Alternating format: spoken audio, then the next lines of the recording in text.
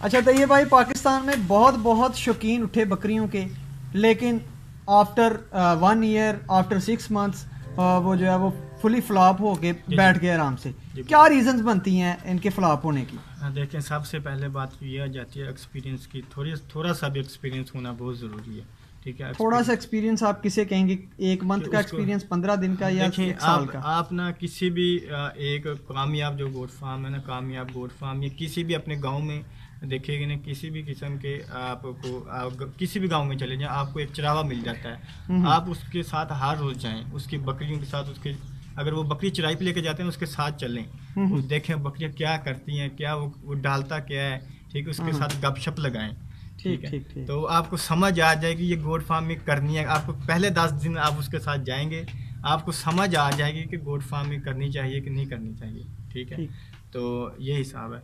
तो इससे ये है कि आपको नॉलेज भी मिल जाएगी, आप गोट फार्मिंग ब्रीड को सिलेक्ट करने भी आपको आसानी होगी। ये सबसे आसान और सस्ता तरीका है, ना आपको ट्रैवलिंग करना पड़ता है। कराची के लोग बोलते हैं कि भाई तो ये भाई हम आपके पास आना चाहते हैं, फिर मैं उनको ये बोलता हूँ भाई जो भी बात है वो आप डिस्कस कर लें व्हाट्सएप पे। ठीक है, हम्म। तो ये चीज़ होती है। अच्छा, सबसे पहला काम तो गोट फार्मिंग स्टार्ट करने एक्सपीरियंस का, में इसमें खरीद का काम है। जी जी, ये तो एक्सपीरियंस में आ जाता है ना सारा कुछ। खरीद पे ही जाके एक्सपीरियंस, फ्लॉप हो जाते हैं देखें लोग, आप एक्सपीरियंस उनको में, क्या? जी एक्सपीरियंस अगर आप होगा पहला इसमें आ जाता है खरीद पे।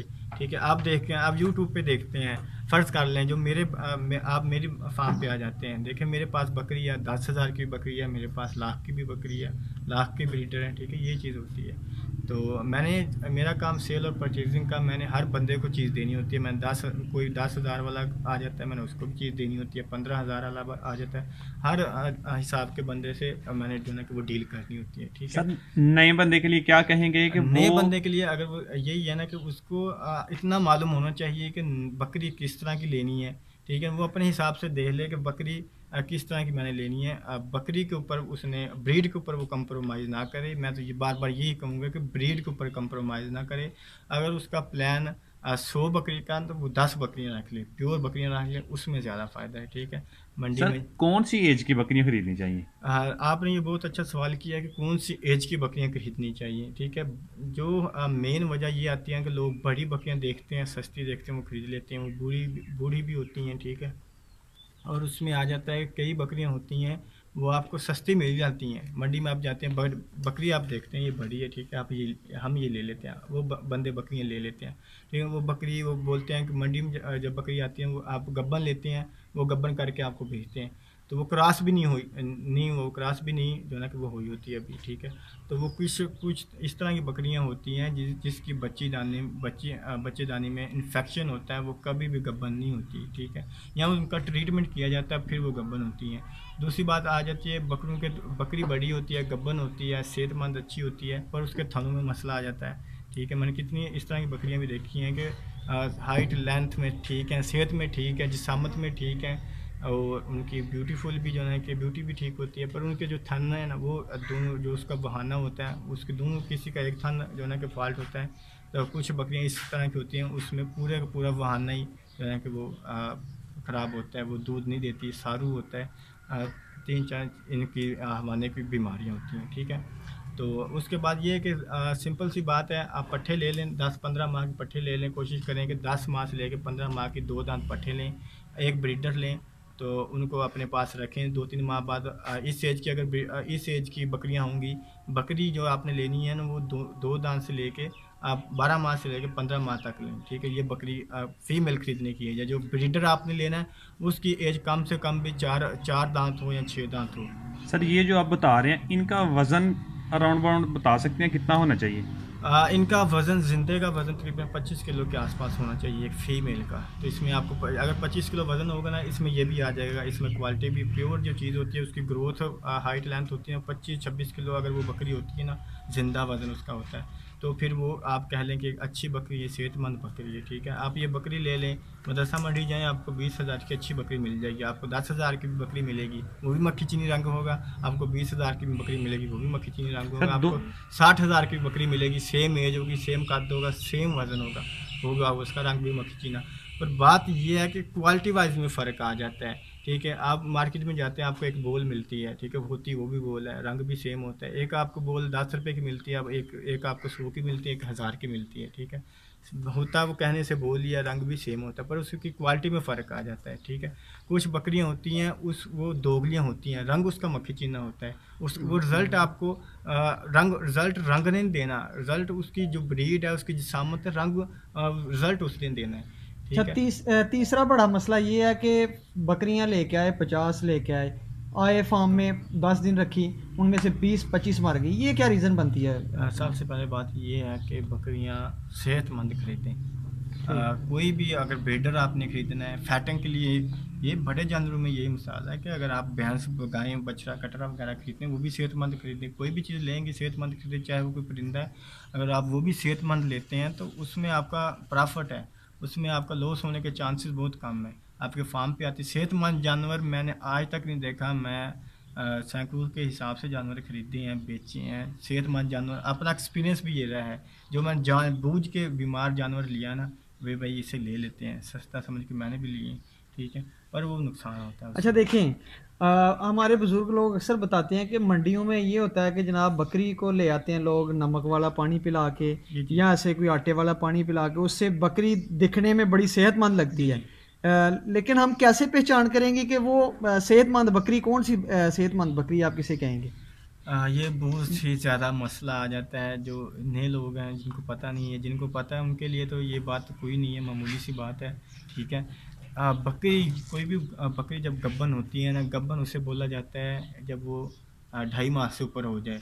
जब 2.5-3 माह की बकरी होती है, उसकी जिसामत भी भारी हो जाती है सबसे। वो जो मर्जी खिला पिला लें बकरी को, ठीक है, जो उसकी पेशाब वाली जगह होती है ना, वो भारी हो जाती है, ठीक है। ये उसका सिर्फ आंखें बंद करके भी बस बकरी को ना देखें, वो चीज़ देख लें तो आपको पता चल जाएगा कि भाई ये बकरी गब्बन है, ठीक है। वो जिस तरह उसका पीरियड वो नज़दीक आता जाता है, वो चीज़ और भारी हो जाती है। ये एक मेन, सिर्फ सिंपल हम ये चीज़ देखते हैं बकरी में, ठीक है। चौथा बड़ा मसला हमारे यहाँ आता है लेबर का। जी जी अगर एक बंदा 100 गोट्स का एक फार्म बनाता है, जी जी। तो उसे लेबर कैसे मैनेज करनी चाहिए? कितने बंदे रखने चाहिए? कितने बंदे 100 गोट्स को आसानी से, या 50 गोट्स आप ले लें, 50 जी। गोट्स को कितने बंदे आसानी से मैनेज कर सकते हैं? देखें, ये आपके ऊपर डिपेंड करता है कि आप उसे फार्म में रख के करवा रहे हैं फीडिंग उसकी, या बाहर चराई करवा रहे हैं, ठीक है। देखें, जो मैंने मुलाजिम रखा हुआ है, जब 100 बकरियाँ होती हैं सीज़न के हिसाब से, अब सीज़न है, वबा के, आपको पता है वबा की वजह से मसला आया हुआ है, ट्रांसपोर्ट बंद है, मंडियाँ बंद हैं, ठीक है। अगर मंडियाँ एक दो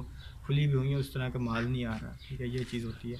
तो जब हमारा सीज़न होता है ना, जून जुलाई में, या ईद के नज़दीक, जब हमारे पास जानवर 150-200 जानवर हो जाता है, ठीक है, फिर हमारे पास जगह भी खुली होती है चराई के लिए, ठीक है। फिर हमारे दो मुलाजम होते हैं, वो उसको हैंडल कर लेते हैं। अब मेरे पास 30-35 बकरी हैं, अब एक मुलाजम है वो हैंडल, 50 बकरियां तक मैं एक मुलाजम रखता हूँ, चाहे फार्म पे फीडिंग करवानी हो, चाहे चराई करवानी हो, चाहे दरख्तों से चराई करवानी हो, ठीक है, वो एक मुलाजम हैंडल कर सकते हैं। सर मुलाजम को खुश रखने का कोई तरीका बताइएगा। उसका जो पैकेज है वो अच्छा रखें। उसको अगर गंदम, जिस तरह मैं गंदम वगैरह भी अपनी मर्ज़ी से दे देता हूँ, चावल वगैरह, ठीक है, उसकी पे अच्छी रखता हूँ।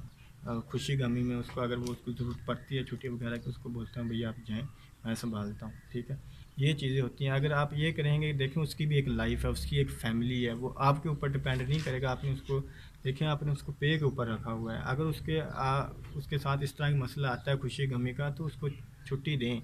उसका यही चीज़ बोलता हूँ ना कि मैं, अगर फार्मर को इतना नॉलेज होगा कि आप उसको छुट्टी देगा, अपने मुलाजिम को छुट्टी देगा, या आपका मुलाजिम चला जाता है, या किसी भी किस्म की इस तरह का हादसा हो जाता है कि आपका मुलाजिम नहीं होता फार्म पे, ठीक है, तो आप उसको खुद मैनेज करें, ये होना बहुत ज़रूरी है। अच्छा, सर्दियों में एक और बड़ा मसला होता है कि जो बकरियां लैक्टेशंस होती हैं बकरियों की, जी उनमें जी जो बच्चे आते हैं जी वो अक्सर मर जाते हैं, जी जी और बकरियां भी बाज़ दफ़ा मर जाती हैं। जी जी। वो हमें बताइएगा ज़रा, कैसे हम अपने बच्चों को उनको बचा सकते हैं, कैसे उन बच्चों को सेव कर सकते हैं? देखें, 20-25 के कम से कम 20 जो टेम्परेचर ना वो मेंटेन करें अपना, जो फार्म का होता है, शेड का होता है, ठीक है। और उसके बाद ये है कि उनको फीड अच्छी दें, और जो कोशिश करें कि बकरी आपकी मार्च में या अक्टूबर में बच्चे दें, ठीक है। जो अक्टूबर का बच्चा होता है वो भी कभी नहीं मरता, जो मार्च का बच्चा होता है उसमें मोर्टेलिटी रेशो बहुत कम होते हैं, ठीक है। तो अच्छा सर, कुछ बकरियां अपना दूध खुद ही पी लेती हैं, जी जी। ये बीमारी कहेंगे इसे या क्या कहेंगे इसे? जी होता है, गाय भैंसें भी पी जाती हैं अक्सर दूध, ठीक है। तो ये भी एक बीमारी में आ जाता है। तो आप कह लें कि 1000 बकरी में या 500 बकरी में एक बकरी होती है जो पीती है दूध अपने। इसका हल बता सकते हैं कोई? इसका हल यही है कि उसको जो उसका हवाने का होता है ना, उसका वो कवर होता है जिसे हम झोला बोलते हैं, आप वो चढ़ा दें, फिर उससे वो दूध अच्छा निकलेगा। सर, लास्ट पे एक क्वेश्चन बताइएगा कि अगर एक बकरी 2 बच्चे देती है, जी जी। एक सेहतमंद होता है, दूसरा जो है उसकी सेहत अच्छी नहीं होती, देखें, ये बकरी की फीडिंग पे डिपेंड करती है, ये ब्रीडर होता है उसके ऊपर डिपेंड करती है कि आपका ब्रीडर किस तरह का है, आपके ब्रीडर के जो स्पर्म है वो किस तरह के हैं, आपके जो ब्रीडर के स्पर्म है क्या वो 2 बच्चे देने की सलाहियत रखता है, क्या उसमें ताकत है उसके स्पर्म में, कि उसमें उसके जो स्पर्म की कुछ फीसद इस तरह के होते हैं कि एक बच्चा देते हैं, कुछ उसके स्पर्म की इसका डिपेंड करता है सारा स्पर्म। अच्छा। तो 2 बच्चे भी देती हैं, 3 भी देती हैं, सारा ब्रीडर के ऊपर जो है कि ये डिपेंड करता है। अच्छा, तो ये भाई गोट फार्मिंग में आप नाकामी की बड़ी वजह किसको करार देंगे? क्वालिटी, क्वांटिटी, स्ट्रक्चर या फिर तजर्बे का ना होना? देखिए, सबसे पहले ये है कि तजर्बा है, ठीक है।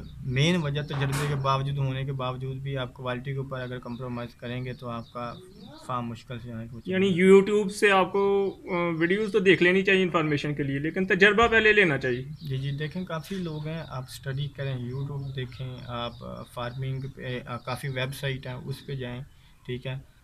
सबसे देखें प्रैक्टिकल काम आपने करना है, आप कोशिश करें जो आपके आसपास के नज़दीक फार्मर हैं उनके पास जाएं, जो जिन्होंने बकरियां रखी हुई हैं 5-10 बकरियां उनके पास चले जाएं, जिसके पास एक बकरी भी उसके पास चले 10-15 मिनट बैठें, बकरी को देखें, इसकी हरकतें देखें, क्वालिटी देखें, आपको अंदाज़ा हो जाएगा यानी बकरी किस क्वालिटी, क्वांटिटी और स्ट्रक्चर इतना मैटर नहीं करता जी जी। जितना तजर्बा करता है। जी बिल्कुल। तो सबसे अहम चीज़ तजर्बा हुई गोट फार्मिंग में। जी बिल्कुल, आप अगर प्योर जानवर लेते हैं, आपके पास तजर्बा नहीं, आप किस तरह उसे हैंडल करेंगे, ये चीज़ होती है।